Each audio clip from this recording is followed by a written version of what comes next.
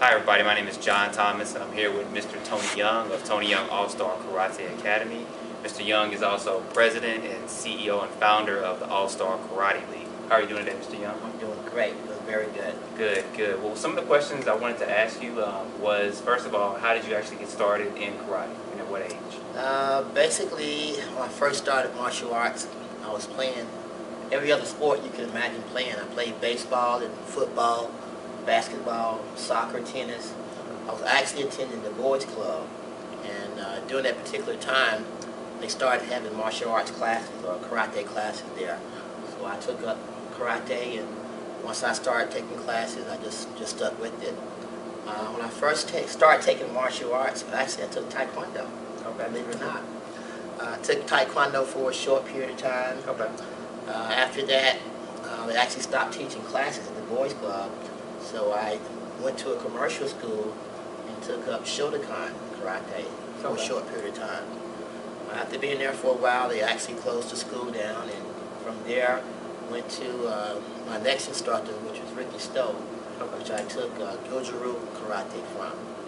And as of right now, I actually train with John Vincent, who was my instructor, my master instructor. Okay. And how long did it take you to transition to getting your black belt in Gojuru karate? Well, from start to finish, I actually started when I was age 12 and received my black belt around age 16. Age 16, okay. Yeah. All right. And what age did you start competing actually in the sport, karate? Well, I actually started, I guess, at yellow belt or green belt level. So, but as far as black belt goes, I received my black belt around 1978, I believe. And from there, I just competed a lot. I enjoyed it, did well, and continued until I stopped. Okay.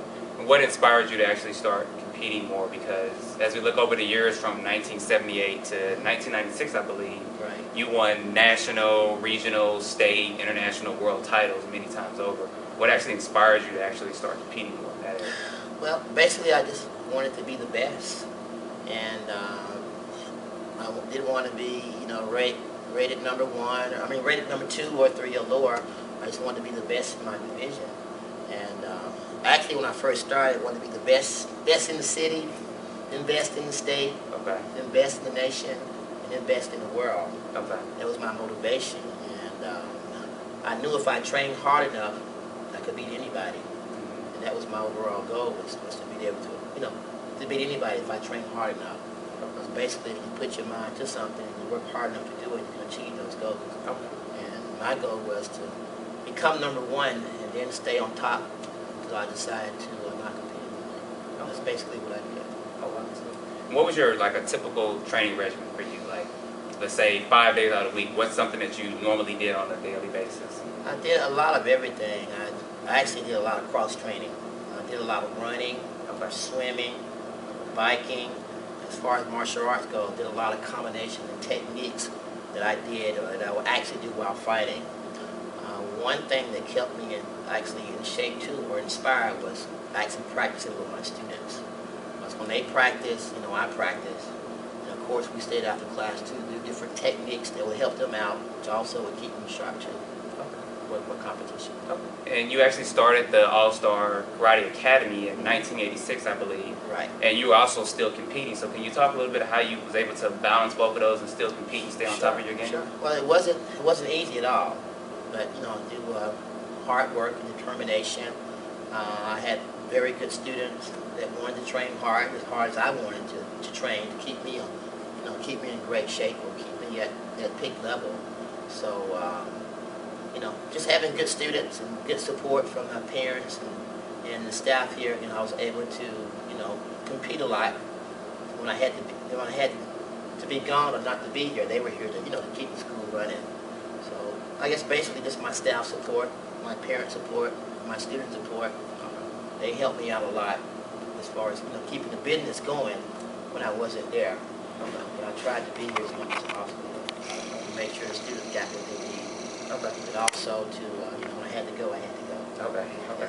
And you started the All-Star Karate League in 1989, I Right, believe? yes. What inspired you to actually start that karate league? Basically, I wanted the competitors and also the tournament promoters to get more, more advertisement, more makes more publicity Okay. for what they did with the sport.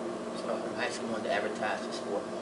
So anybody that won or did well, wanted to make sure they got, the news got out that they won. And also for the tournament promoters, to make sure that everybody knew about all the tournaments. Okay. Because before I actually created the league, people would call me all the time asking me, where were tournaments, and so I always kept up with that information. I always kept up with it in my mind. So instead of them calling me, I just actually created the league, actually have it printed out. They can see the information that was, saved in a phone call from calling me. Okay. And also too, instead of them asking me who won at different events, I actually would have that, printed for the league. They can actually see it without always having to call me. Okay, that's great. Since you got started in competing in 1978 to 1996, and here it is 2011, where do you kind of see sport karate transitioning to over the next 3, 5, maybe even 10 years? I think the sport's improving a lot. Just like anything, as time goes, it should be improving. Things should be getting better because the technology, internet. There's a lot of ways that people can learn, and there's a lot of ways that people can keep up with what's going on now versus in the past. But I think things are going to get better and better, and even actually for the sport, I think more sponsorship is going to take place, whereas people that are promoting events can really promote the events like they want to, and also give out the prize money that needs to be given out for the competitors to get, to earn a living. Were there any other areas outside of sport karate that you competed in? Did you do any boxing, kickboxing? I did do kickboxing. Okay. Did kickboxing, I guess, for a couple of years. Loved training kickboxing. Okay. But during that particular time, it was a lot of money in kickboxing. So basically, I made more money doing tournament karate versus kickboxing. So I kind of let that go to the side and just stuck with tournament karate. And over the years, you've trained several national and world champions. I don't even know the number completely, but you've trained a lot. Right. So what advice would you give to anyone that's out there competing, trying to progress forward, and maybe even try to reach the level of going on an international circuit or a world circuit? Basically, a person should make sure they have a good trainer, find a good trainer that has the knowledge to make them a better competitor. Anybody that you get to train you, they're not going to be able to just put their hands on you and make you a champion, make you the best. So it takes a lot of hard work. And a person that wants to be the best needs to have a heart to be able to push themselves to the next level to be able to get there. So basically what I'm saying is that it takes a lot of hard work and a lot of sweat, tears, sometimes even blood to get to the next level, but you have to be able to work for it. Nobody's, like I said, nobody's going to be able to put their hands on you and make you the best. You got to want it, you got to work hard, and if you work hard, then you get rewarded for your hard work. But having a good trainer will be a plus to do that. So if you don't have a good trainer, it's good to go out and find one that that can get you to the next level. It's up to you to be dedicated and to work hard to what you have to do in order to get there. And one other thing, just in a lot of the tournaments, we're seeing a lot of continuous fighting and a lot of other divisions actually added in there. What advice would you give to someone that's maybe in the points fighting and trying to transition to continuous fighting, or maybe trying to do them both, and even maybe doing some of the grappling? Okay, well, basically, depending on what activity they do, again, you need to have a good trainer, whether it's martial arts or any other professional sport, amateur sport, you have to make sure you're in great shape. Point fighting, you need to be in great shape, but probably continuous fighting and even the grappling or the mixed martial arts, even better shape, better condition. And so you have to make sure you take care of yourself, make sure you eat properly, make sure you rest properly, and train hard. Is there any other advice you'd like to give to anyone out there that's maybe moving forward or just now studying in the martial arts? I know a lot of people talk about particular style. It's not really about the style. No, about it's not about the style. No matter what style you take, the main thing is to, make sure you do your best. You could, for example, you could be at one martial arts school. Let's say, for example, you could be at a Goju-Ryu school or Taekwondo school. You may not have a good instructor at that particular style. The main thing is make sure you have a good instructor that can make you a good karateka or a good competitor, right? And then you have to make sure you do your part as far as training and what they ask you to do become, a good martial artist. So if you have a bad instructor, it's not going to make you a good competitor no matter what style you are. If you have a good instructor at a particular style, you do what they ask you to do, you're going to be a great competitor. And with my school that I have here, we have a great staff, great instructors, okay, that know what I want them to do, and they do it in order to make the students, perform properly at the highest level. So it just takes a lot of hard work, and it takes good trainers to be the best. So hard work, good trainers, and just kind of being dedicated to the craft Definitely, that you're you have to actually be very, very dedicated. If you don't have the heart for it, if you don't want to work hard, you're not going to get there. You're going to get so far, then you're probably going to quit. You're probably going to give up. So it takes a lot of sacrificing, a lot of hard work to be the best. I said anything you do. Sometimes you don't have time to do something else that you may like to do or want to do. You got to make time to train. Okay, no matter what, rain, sleet, or snow. If you need to run that day, you need to train that day, you have to do it in order to stay on schedule and stay on track. You just can't do it sometimes and expect to be good at it, right? Because you're going to get out of your workout what you put into your workout. So you got to be totally dedicated to it. And make sure you do your best. Make sure you work hard to achieve those high goals, those high levels. All right, well, that probably wraps up all of our questions that a lot of people are asking out there for you. Is there any other advice you give to anyone else out there?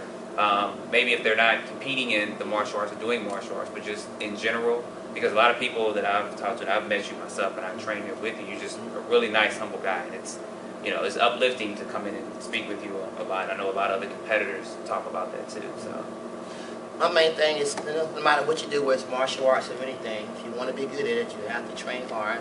You have to make sure you listen to your instructor, and always make sure you do your best. Okay, and if you want to be extremely good, you can't do the norm. Okay, you got to do more than the normal. Go to the next step, the next level. You got to push yourself. Always push yourself. We only limit ourselves at how good we are at anything. As long as you keep pushing forward, you're going to get better and better and better. And you're going to achieve high goals. Okay, but there's no stopping level on how good you can be. Okay, you'll stop being good when you decide to stop training hard. Okay, you got to keep pushing, especially if you're very good at anything or you're number one at something. All right, you're the target. People are trying to get up to your level. So what you got to do is you got to train even harder to stay above everybody else. So it takes a lot of hard work to get up to a certain level. And once you get there, you got to work even harder to stay at that level so that people always will know you and not at your level. We're always catching up with you. So my main thing is to, whatever you do, make sure you commit to it, make sure you work hard, and make sure you do your best. all right. For more information on Mr. Young and about his school and some of the classes he offers here, you can go to www.tonyyoungkarate.com. He also is on Facebook. You can find him there at Tony Young Karate. And you can go to ASKLratings.net to find out more about the All-Star Karate League. And I want to thank you for your time, Mr. Young. Thank you, Mr. All right, thank you. All right.